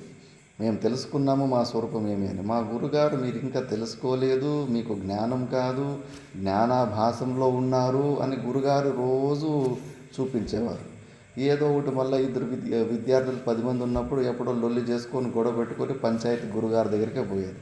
అప్పుడు గురుగారు తక్కిళ్ళలో పెట్టి చూపించేవారు. నీ వేదాంత జ్ఞానము ఈ గొడవ చెప్పండి మరి మీకు జ్ఞానం అయిపోయింది అని మీరు అంటారు. ఇప్పుడు నీకు అహంకారం వాడు ఏదో ఒకటి మాటలే ఉంటుంది, ఇంక కొట్టుకోవడమే చాలా తక్కువ ఉంటుంది. వాడు ఏదో ఒక మాట అన్నాడని నువ్వు ఒక మాటని గొడవ ఉంటుంది. మరి వాడు ఇంకో వ్యక్తి మనసా వాచ కర్మన వాడు ఈ శరీర సంఘాతాన్ని వాడు విషీకరించాడు. ఈ శరీర సంఘాతాన్ని వాడు ఏదో ఒక మాట చుచ్చే మాట ఏదో అంటే నీకు ఎందుకు బుస్సని వచ్చింది. ఎవరు అది? ఆ నొప్పి కలిగిందా లేక నీకు ఆ నొప్పి అనుభవిస్తున్న దేవుడు? సచ్చిదానంద స్వరూపంలో దుఃఖం ఉంటుందా? సచ్చిదానంద స్వరూపుని పాంచభౌతికమైన వస్తువులు టచ్ చేయడానికన్నా వీలవుతుందా? మరి నువ్వు ఆ సచ్చిదానంద స్వరూపంలో నా జ్ఞాననిష్టలో ఉంటే ఇంకో వ్యక్తి మనసావాచ కర్మని అటాక్ చేసినప్పుడు నువ్వు రియాక్ట్ కాకుండా ఉండాల్సి ఉంటుంది. నువ్వు రియాక్ట్ అవుతున్నావంటే కానీ ఇంకా ఈ అహంకారంలోనే ఉండవు. అందుకే చెప్పేది జ్ఞానాభాసేన సంతుష్ట అని. ఈ జ్ఞానాభాసంలోండి జీవితాలు నాశనం చేసుకోకండి. లర్నింగ్ ప్రాసెస్ ఆగిపోతుంది, రిపేర్లు చేసుకోవడం ఆపేస్తారు. ఓహో ఇది ఈ జ్ఞానాభాసం అహంకారంలోనే అనుకుంటున్నాను, ప్రాక్టికల్గా ఇంకా గుచ్చుకుంటూ ఉంది. ఎవరన్నా వ్యక్తి మనల్ని అటాక్ చేస్తుంటే కానీ ఇంకా లోపల నొప్పి దుఃఖం అనుభవంలోకి వస్తుందంటే కానీ ఇంకా నువ్వు అహంకారాన్ని వదిలిపెట్టలేదు. అందుకే కొత్త అలవాట్లు నేర్చుకోవాలి. ఒక 5-6 మందికి చెప్పి ఉంచుకోవాలి చుట్టుముట్టు. రోజు 4-5 సార్లు తిట్టండి అప్ప నన్ను అని చెప్పేసి. తిట్లు తినుడు, నిందలు అనుభవించుడు, తిరస్కారాలు అనుభవించుడు, అననుకూల పరిస్థితులు శరీరానికి. చెప్పాను కదా, మంచి టిన్ షెడ్డులో ఎండాకాలము 50 డిగ్రీల సెంటీగ్రేడ్లో ఫ్యాన్ కూడా లేదంటే టిన్ షెడ్లో ఉండాలనిపిస్తుందా? అస్సలు తొందరగా బయటకు వచ్చేసి చెట్టు కిందకి వెళ్ళిపోవాలా అనిపిస్తూ ఉంటుంది. అలా మనకు ఈ శరీరాన్ని మనము అదే మంచి ఏసీలు ఫ్యాన్లు పెట్టుకుంటే ఎండాకాలము లోపల నుంచి బయటకు రావాలనిపించదు. ఈ శరీరంలో మనం అంత అనుకూల పరిస్థితులు కంఫర్ట్ జోన్లు చేసుకుంటూ పోతే కన్నా శరీరంలోని తాదాత్మ్యాన్ని మనము తెంచుకోలేము. బుద్ధుడికి ఏమన్నా మూర్ఖత్మా? అంత పెద్ద వ్యవస్థ రాజ్యాన్ని వదిలిపెట్టేసి అడవిలో అక్కడ ఇక్కడ తపశ్చర్యానికి ఎందుకు వదిలిపెట్టాడు ఈ శరీరాన్ని? ఆయనకు తెలుసు ఈ కంఫర్ట్ జోన్లో ఉంటే జ్ఞానాభాసంలో జీవితం నాశనం అయిపోతుంది. తాదాత్మ్యాన్ని మనము తెంచుకోలేము. కష్టాలు మనకు సాధకులకు సహకారి కారణాలు. ఈ శరీరంలో అత్యంత వైరాగ్యం ఎప్పటి వరకు రాదు ప్రపంచం మీద. శరీర విషయత్వం అంటే ఉపభోగ సాధనత్వం, విషయత్వం. ఇంకా ఈ శరీరంలో నేను సుఖాలు అనుభవించవచ్చు అనే భావన ఉండి ఇవన్నీ ఉన్నంతసేపు మనం ఈ శరీరంలో ఉన్న తాదాత్మ్యాన్ని తెంచుకోలేము. అందుకే ఇలాంటి మనకి కష్టాలు అనుకూల పరిస్థితులు సహకారి కారణాలు. కాబట్టి మనము ఇవన్నిటిని తొలగించుకునే ప్రయత్నమే చేస్తూ ఉండాలి. ఈ అహంకారాన్ని ఫస్ట్ వదిలిపెట్టేయాలి.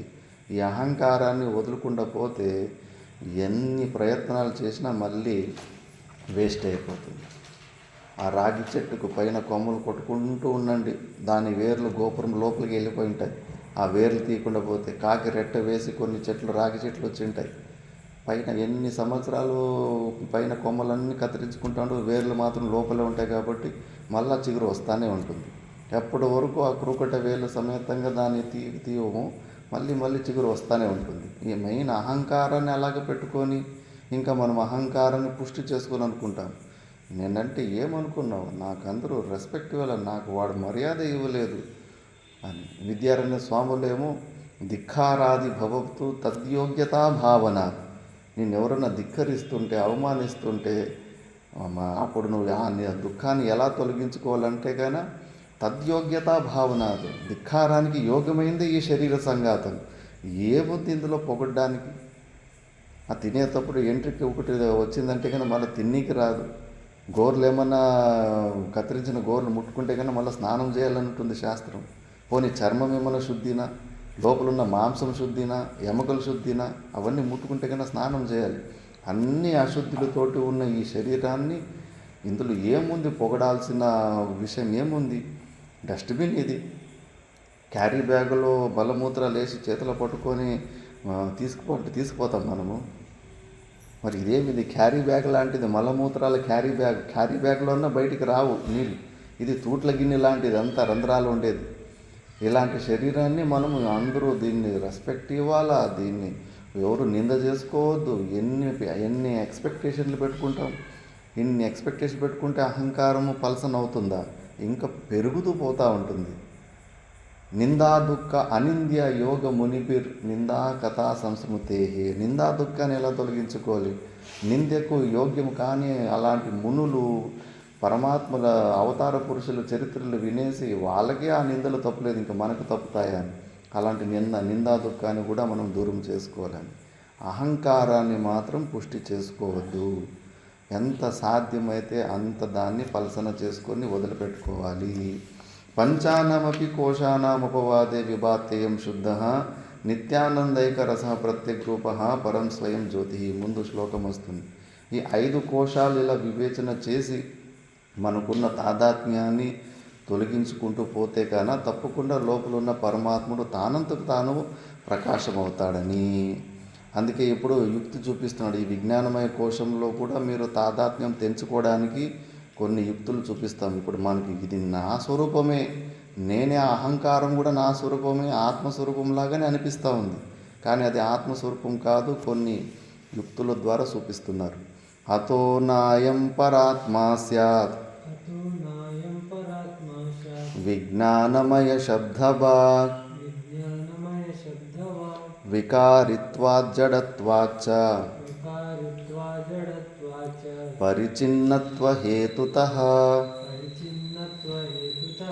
దృశ్యత్వాద్ వ్యభిచారిత్వాత్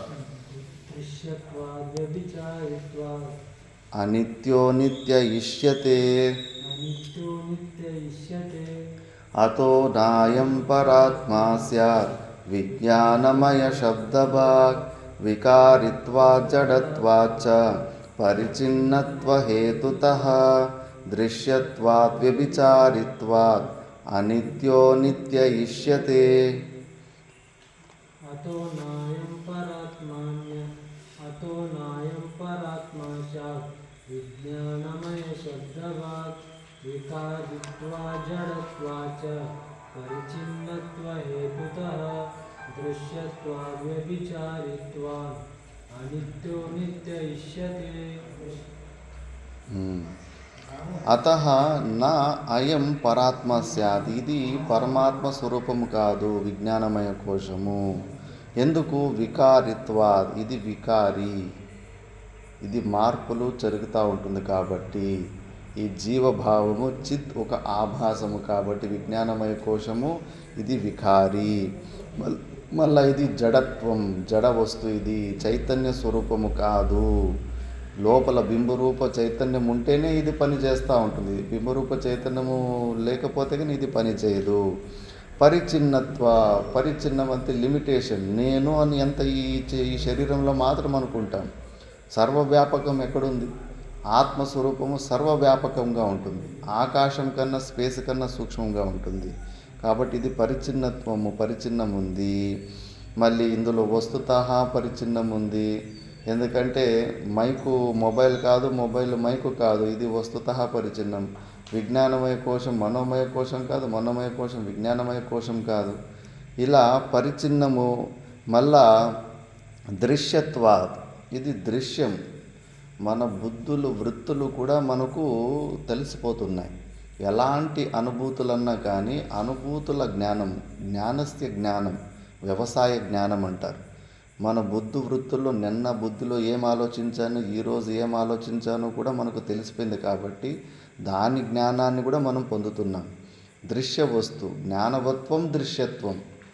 దృశ్యం అంటే కేవలం కంటికి కనిపించేదే కాదు. ఆకాశము గాలి కంటికి కనిపించకపోయినా వాటి జ్ఞానం అయిపోతుంది. కాబట్టి అవి కూడా దృశ్యకోటిలోకి వస్తాయి. కాబట్టి ఈ బుద్ధి వృత్తులు కూడా బుద్ధిలో జరిగిన విషయాలు వాటి గురించి కూడా మనకు జ్ఞానం అయిపోతుంది. కాబట్టి ఇది దృశ్యకోటిలోకి వస్తుంది. మళ్ళా వ్యభిచారం అంటే కాసేపు ఉండి కాసేపు లేకుండా ఉండడాన్ని వ్యభిచారం అంటారు. ఇది రోజు ప్రతి సుషుప్తి అవస్థలో గాఢ నిద్రలో అసలు ఉండనే ఉండదు. అది మన ఆత్మస్వరూపం అయితే నిత్యంగా మనం ఎలాగ నిత్యంగా ఉంటామో అలాగ నిత్యంగా ఉండాలి కదా. నిత్యంగా ఉండదు. ప్రతిరోజు సుషుప్తి అవస్థలు లేకుండా అయిపోతుంది. అది లేకున్నా కూడా మనం ఉంటాం. అందుకే ఇది మన ఆత్మస్వరూపం కాదు. మన ఆత్మస్వరూపం అయితే మనతో పాటు అది కూడా నిత్యంగా ఉండాల్సి ఉండే. అందుకే అనిత్య నిత్యేష్యతే, అనిత్యమై నిత్యంలాగా ఉన్నట్టుగా ఇది కనిపిస్తూ ఉంటుంది. ఇన్ని ఒక కారణాల ద్వారా ఈ విజ్ఞానమయ కోశము మన స్వరూపము కాదు, ఆత్మస్వరూపము కాదు అని చెప్పేసి. ఇంకా ఆనందమయ కోశం ఉంటుంది.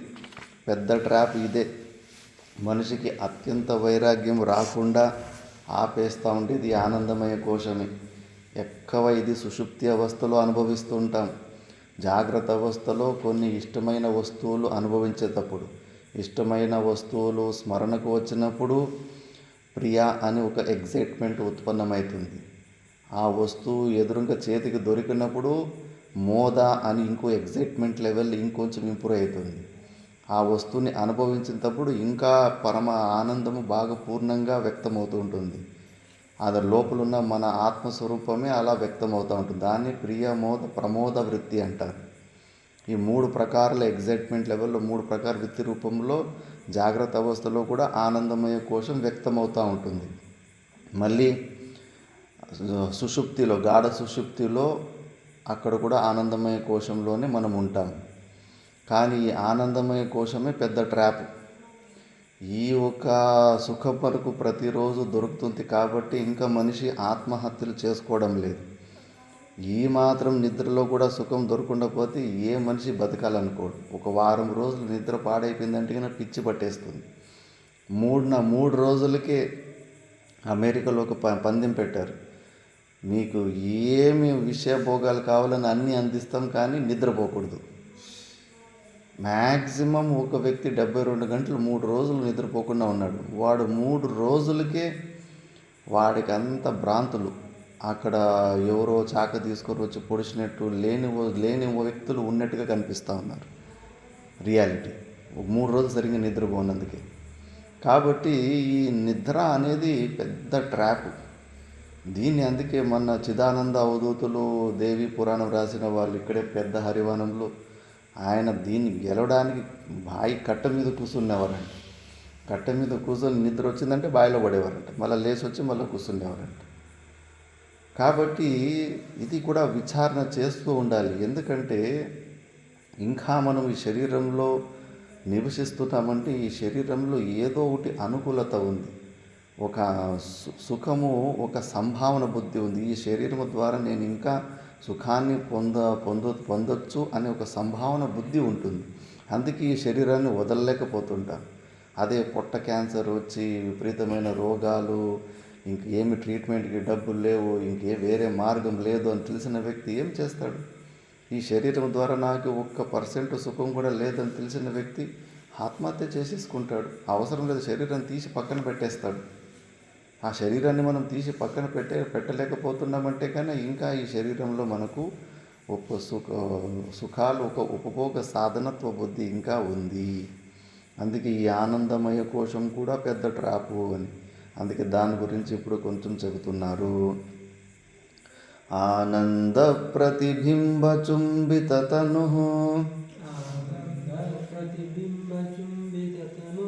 వృత్తిస్తమో జృంభిత వృత్తిస్తమో జృంభిత జృంభిత స్యాదానందమయ ప్రియాదిగుణకః ప్రియాదిగుణకః స్వేష్టార్థలాభోదయః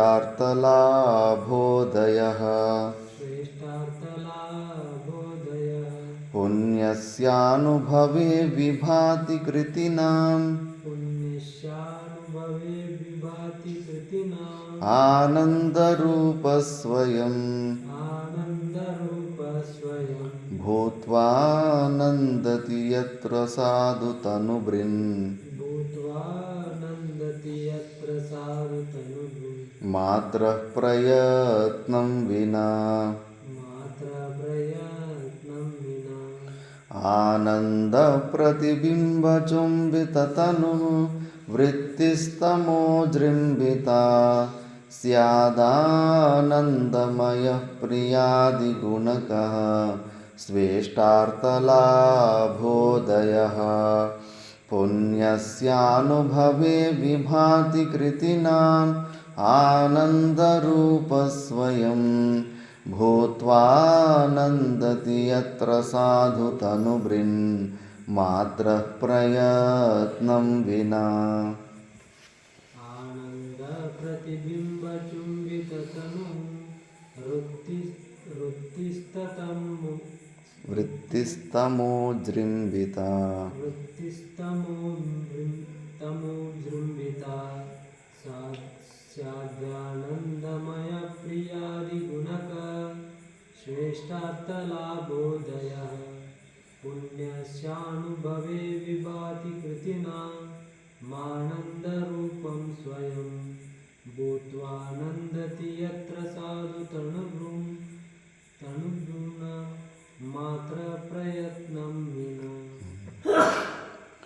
ఇది ఆనంద ప్రతిబింబ చుంబిత తను వృత్తిస్తమో జృంభిత.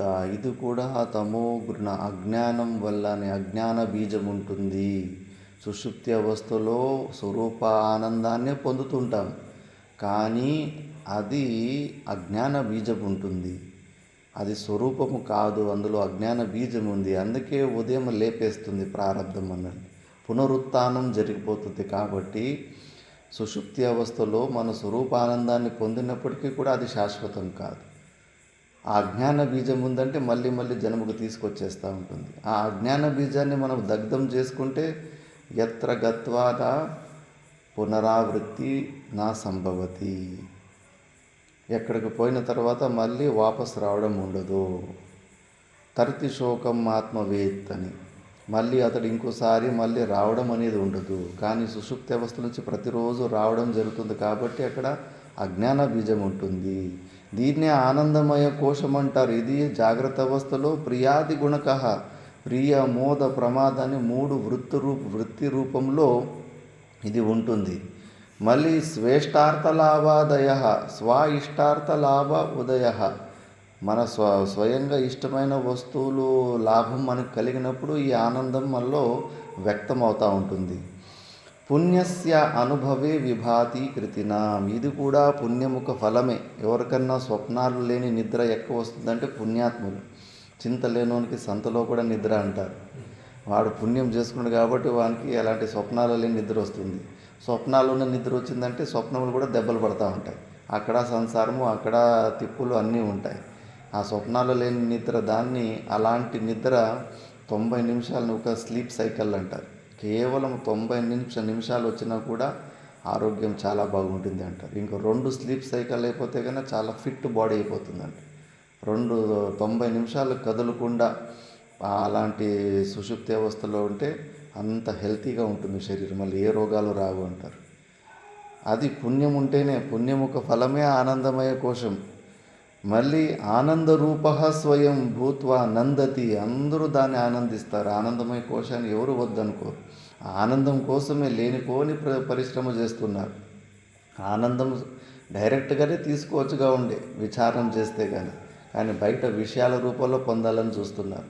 సాసు గింజంత సుఖానికి సముద్రం అంత కష్టపడుతుంది విషయాలలో. అక్కడ కేవలం భ్రాంతే ఉంటుంది. శంకరాచార్యులు భగవానుడు సుఖస్య గంధమపి నాస్తి, సుఖము స్మెల్ కూడా లేదు బయట విషయాలలో. కుక్క ఎముకను కొరికి తన రక్తం వస్తూ ఉంటే ఎముకలో నుంచి రక్తం వచ్చినట్లు ఫీల్ అవ్వడము, ఆ వంటే తుమ్మ చెట్లో ఆకల్లో నుంచి రసం వస్తూ ఉందని అది అనుకోవడం, దాని ముళ్ళు నాలుగు కూర్చి దాని రసమే పోతూ ఉంటుంది. మనం కూడా అంతే, బయట విషయాల్లో ఆనందం వచ్చింది అని భ్రాంతిలో ఉంటాం. లోపల మనలో ఉన్న ఆనందమే వ్యక్తం అవుతూ ఉంటుంది. కాబట్టి సుఖం ఒక స్మెల్ కూడా లేదు బయట విషయాలలో. నిజమైన ఆనందం మన స్వరూపంలోనే ఉంటుంది, సహజానందం. బయట ఉన్న ఆనందాలు ఏదో ఒక నిమిత్తము ద్వారా వచ్చేది. డబ్బులు ఉంటే వస్తాయి, ఆస్తులు ఉంటే వస్తాయి, అనుకూలమైన పరిస్థితులు ఉంటే వస్తాయి. ఆ నిమిత్తాలు పోయిన రోజు నిమిత్తేపాయి నైమిత్తికస్యపి అపాయ, ఈ ఆనందం కూడా వెళ్ళిపోతుంది. కానీ మనలో ఉన్న ఆనందము ఏ నిమిత్తాల ద్వారా వచ్చేది కాదు. రూపాయి అవసరం లేదు, ఒక్క పరిశ్రమం కూడా అవసరం లేదు. ఉన్న పరిశ్రమలన్నీ ఆపేసుకుంటే చాలు. నివృత్తిపరకమైనది ఇది. ఇంకా నువ్వు ఆనందాన్ని పొందకుండా మధ్యలో ఈ జీవభావం అడ్డం వచ్చేస్తూ ఉంది. ఈ మనసు బుద్ధులు సైలెంట్గా అయిపోతే చాలు, అన్ని క్రియలు నువ్వు నిలుపుకుంటే చాలు, అది వ్యక్తమవుతుంటుంది. అలాంటి ఆనందాన్ని పొందడం వదిలిపెట్టేసి బయట కంజూసోలు ఒకటి. అందుకే శాస్త్రము కృపణహ అంటుంది కంజూసోడా అని. ఎందుకు కంజూసుడు అంటే కంజూసోడులాగానే పని చేస్తున్నాం మనం. కంజూసుడు బాగా డబ్బులు దాచిపెట్టుకొని మళ్ళా వట్టి కష్టం పడుతూ ఉంటాడు బయట. మళ్ళీ ఏదో కొద్ది డబ్బులు ఇంకొంచెం సంపాదించాలని, ఉన్నది అనుభవించడు. గడ్డి వాముకి కట్టేసిన కుక్కలాగా భార్యని అనుభవించడానికి వదిలిపెట్టాడు. కొడుకులకి ఇవ్వడు, తను తినడు. ఆ గడ్డి వాముకి కుక్కను కట్టేస్తే కానీ అది గడ్డి తినదు, ఆవుల్ని తిననీయదు. ఆ గడ్డి అక్కడే కూలిపోవాలంతే. అలా ఉంటుంది కంజూసోని జీవిత చరిత్ర. మనం కూడా అలాంటి పని చేస్తున్నాం. మనలోనే పెద్ద నిధి ఉంది, సహజానందం ఉంది. ఆ నిధిని వదిలిపెట్టేసి బయట కొద్ది సుఖాల కోసం విపరీతమైన పరిశ్రమలు చేసుకొని చెమటలు గార్చుకుంటున్నాం. కాసేపు ఆగి గురువులు శాస్త్రం చెప్పే ఉపదేశాన్ని వింటే కాసేపు కూర్చుంటే పరిగెత్తి పాలు తాగడానికన్నా నిలబడి నీళ్ళు తాగడము శ్రేష్టమని అనిపిస్తుంది. నువ్వు వెతుకుతున్న ఆనందము నీలోనే ఉందిరా నాయన. ఒక్క పరిశ్రమ చేయాల్సిన అవసరం లేదు. ఉన్న అన్ని పరిశ్రమలు ఆపేసుకుంటే చాలు, తానంతకు తాను లోపల ప్రకాశము బయటకు వస్తుంది. అలాంటి ఆనందాన్ని పొందడం వదిలేసి ఈ పరిచిన్నమైన ఆనందాలు వెంబడి పరిగెడుతూ ఉంటాం. అందుకే అక్కడ ఆనందిస్తుంటాడు. ఆ కొద్దిగా ఆనందం దొరికేసరికి దాంట్లో కూడా ఆనందిస్తూ ఉంటాడు. ఎత్ర సాధు తనుబ్రిన్ మాత్ర ప్రయత్నం విన. సుషుప్తి అవస్థలో ఏ ప్రయత్నాలు చేయమనం, ఆటోమేటిక్గా ఆనంద స్థితికి వెళ్ళిపోతుంటాం. మనసు బుద్ధులు విరమించుకుంటే కానీ కేల్కతం దుకాన్ బంద్, అంత దరిద్రం బయలుపోతుంది మనకు. ఇవి రెండు యాక్టివ్గా ఉంటేనే సమస్యలు. తాగుబోతులు, డ్రగ్ అడిక్టులు వాళ్ళంతా ఎందుకు అవన్నీ తాగుతారు? వివేకం ఉంది వాళ్ళ దగ్గర. ఈ శరీరాలతోటి సంబంధం పల్సన చేసేస్తుంది. బ్రెయిన్కు ఈ శరీరంలో జరిగే నొప్పుల సిగ్నల్ సరిగ్గా పంపిదు. అనస్థీషియా ఇంజెక్షన్ కూడా అంతే, పొట్టలు కోసేస్తారు. ఆ నొప్పి ఏమి అసలు బ్రెయిన్కి సిగ్నల్ పంపిదు. ప్రతి ఒక్కడికి కూడా అదే కావాలి. ఈ దుఃఖము మనకు కావద్దని. కాకపోతే అలా అది శాస్త్ర నిషిద్ధమైన కర్మలు. దీని విచారము ద్వారా నువ్వు నిజంగానే ఈ శరీరంతోటి సంబంధాన్ని నువ్వు కట్ చేసుకో. ఆనందము తానంతకు తాను బయటికి వ్యక్తమవుతూ ఉంటుంది. అలాంటి ఆనందాన్ని మనం పొందాలి. కాకపోతే మనము ఈ ఆనందమయ కోశంలోని ఈ ట్రాప్లో ఇరుక్కుపోయాం. అందుకే నిద్రలు కానీ శివరాత్రి రోజు అందుకే అలాంటి నిద్రలను జయించడం కోసం ఎన్నో ఉపవాసాలు, జాగరణలు కూడా అప్పుడప్పుడు నేర్పిస్తూ ఉంటారు గురువులు. దాన్ని కూడా నువ్వు గెలవాలి. ఎందుకంటే కానీ ఆ సుఖం కూడా వద్దు. ఈ శరీరంలో ఏ సుఖానికి మనము అడిక్ట్ అయిపోయినా మళ్ళీ ఈ శరీరంలో ఉన్న తాదాత్మ్యాన్ని మనము తెంచుకోలేము. కాబట్టి ఈ ఆనందమయ కోశము కూడా మన స్వరూపం కాదని నెక్స్ట్ ఒక 2 శ్లోకాల్లో చూపిస్తారు. అది ఉదయం క్లాసులో చూద్దాం.